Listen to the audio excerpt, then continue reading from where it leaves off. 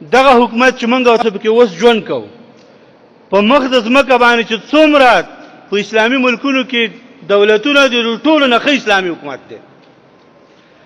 تا اورېدلی دي چې امرالله صالح او یا اشرف غني ویلي چې د افغانستان په خاوره کې به محرمه ښځه ګرځېدی شي؟ دا ویلي نه دی ویلي. هغه نوم چې په شرمولی دی په سعودي کې محمد ابن سلمان چې ورته وایي دا نوم یې په خراب کړی، دا نوم هیڅ مناسب نه دی. هغه ښکاره وایي هلته نه څوک ډز کوي نه جنګ کوي نه ښه کوي نه بد. عمران خان تر اوسه پورې حلاله نکاح لري، واده کړی، یو غټ طاغوت او زناکار د جهان، هغه په افغانستان کې د جګړې امر کوي. دا به جهادي. د پیغمبرانو دعوه خدا ده چې موږ تاسو ته څه وایو د هغې خلاف نه کوو، په خپله پې عمل کوو. چې خپل کور کې دغه حال دی نو په ما باندې څنګه جهاد کوي؟ آیا د دنیا په جغرافیه او تاریخ کې د نوم شته؟ پاکستان یو رمونیا پیدا شوی دی، دوه رمونی دي په دنیا کې حرامین، یو پنجاب دی یو یهود دی. تش په نامه مسلمان پنجابیان او اصلي کافر یهودان، ترڅو چې دا دوه ځایونه په دنیا کې د دنیا مسلمانانو کوپار به دغه شانه په اور کې شپې تیری. نو د دنیا په مسلمانانو کوپارو فرض دي چې دا دوه ځایونه ختم کړي. مرګ په پنجاب نه ویریږي، مرګ سه مرګ دی. قل لا يصيبنا الا ما كتب الله لنا هو مولانا وعلى الله فليتوكل المؤمنون. موږ علماء د آیاتونو خلکو ته ویو په خپل په عمل نه کوو، تقدیر نه بدلیږي. مرګ په پنجاب، مرګ په عمران خان، مرګ په فضل الرحمن، مرګ په اثری او شاکری، او مرګ په نورو تواغیتو.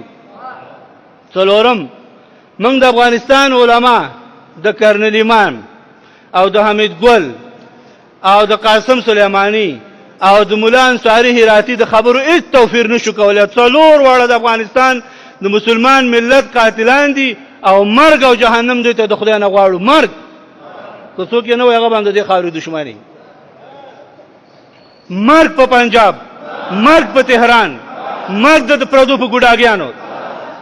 منګه مولا انصاری د افغان مسلمان په صفت نه پیژنو، منګه د افغانستان د خلکو د قاتل په صفت پیژنو. او موږ دولت ته وایو چې دا لري کا د لري کول د افغانستان د مسلمانانو د فائدو لپاره او د شر د خلاصېدو لپاره فرض دي چې سیاستن دا سره لري کی. او دا د وخت د قاضي صلاحیت دی الله ورکړی دی، ستره محکمه دا کار وکړي. قاضیان 1 لک او 2 لک روپۍ معاش اخلي، خپکیږي نه کو څوک ناشتي. والله کې یو خبر هم کوي دغه د جماعتونو د ازمن غریبانان بولانی او دا خبره کو د وطن د پاره او د خپل خلکو د پاره او قلاري ناس دقیق نه کوي. ورک که فیصله وراله چاو ته زنګ وو په څلور غونډو غبل طرف ته به فیصله کوي. دا غلطي خبرې دي، دا ډېر خرابې خبرې دي. پنځم مونږ اوربان غواړو، سوله غواړو او داسې یو نظام غواړو چې هغه واقعي اسلامي او د افغانستان د ګاونډیانو او د افغانانو ټول دنیوي او اخروي منافع پکې خوندي شي او متقابل احترام باندې ولاړ. تاسو فکر وکړئ چې د افغانستان سپینګیري لوی لوی علما د دغه فاسد او ګنده نظام چې د سره د میراث نه بغیر په قانون کې اسلامي مسله نشته او زمونږ اول او دویم او دریمه ماده کې دا وایي چې په افغانستان کې د اسلامي معتقداتو خلاف یو شی نشي جوړېدی، د اعتبار وړ نه دی. همدومره بس دی، همدومره بس.